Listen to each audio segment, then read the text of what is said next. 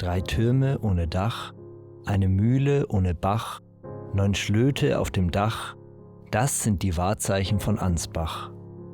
In der Ansbacher Innenstadt am Johann-Sebastian-Bach-Platz befindet sich gegenüber der Residenz ein weißgraues Gebäude mit 4 eindrucksvollen Giebeln.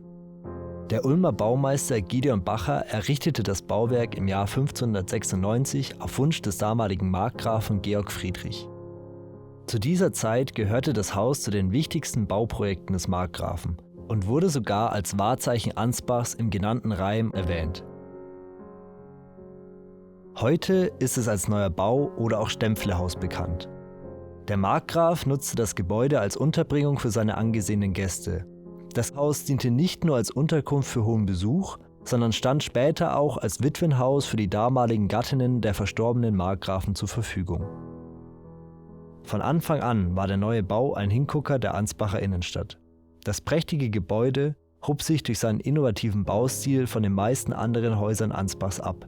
Statt Holz als Baumaterial zu verwenden, errichtete man die Mauern aus Stein und das Dach wurde mit Ziegeln statt mit Stroh gedeckt. Im Gegensatz zu den meisten Barockbauten Ansbachs sticht dieses Haus heute aufgrund seines Renaissance-Stils heraus. Bis zum Zweiten Weltkrieg kennzeichnete sich das dreigeschossige Eckhaus durch seine 9 Schlöte aus. Die Kamine dienten dazu, die vielen Räume des Hauses für die Gäste des Markgrafen zu beheizen. Verspielte Voluten und auffällige Fensterrahmungen schmücken die Fassade. Dabei wurde eine historische Putztechnik namens Graffito angewandt, welche den farbigen Ornamenten das plastische Aussehen verleiht. Im Laufe der Zeit wurde die Farbe der Fassade oftmals geändert. Bis vor der letzten Sanierung waren die Wände des Hauses noch gelb und die Fensterrahmungen orange. Auch im Inneren des Hauses sind noch viele originale Bauelemente aus dem 16. Jahrhundert erhalten geblieben. So findet man unter anderem noch alte Einbauschränke und historische Steinböden. Im ehemaligen Speicher kann man heute noch die ursprünglichen Dachgiebel bewundern. Auch der Gewölbekeller befindet sich heute weitestgehend in seinem originalen Zustand.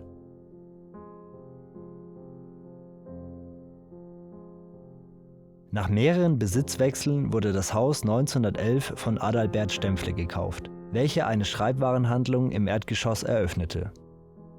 Die Familie Stempfle nutzte die Räumlichkeiten bis Ende des 20. Jahrhunderts.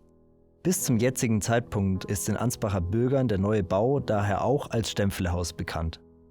Wirft man heute einen Blick in den Renaissancebau, trifft man auf kreative Medienschaffende des Bayerischen Rundfunks, des Media Labs und des Pixel Campus, dem Medienkompetenzzentrum der Hochschule.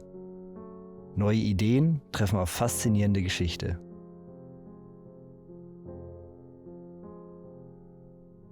Auch nach über 400 Jahren ist das Haus mit den 4 markanten Giebeln immer noch ein Wahrzeichen von Ansbach. Auch ohne 9 Schlöten auf dem Dach.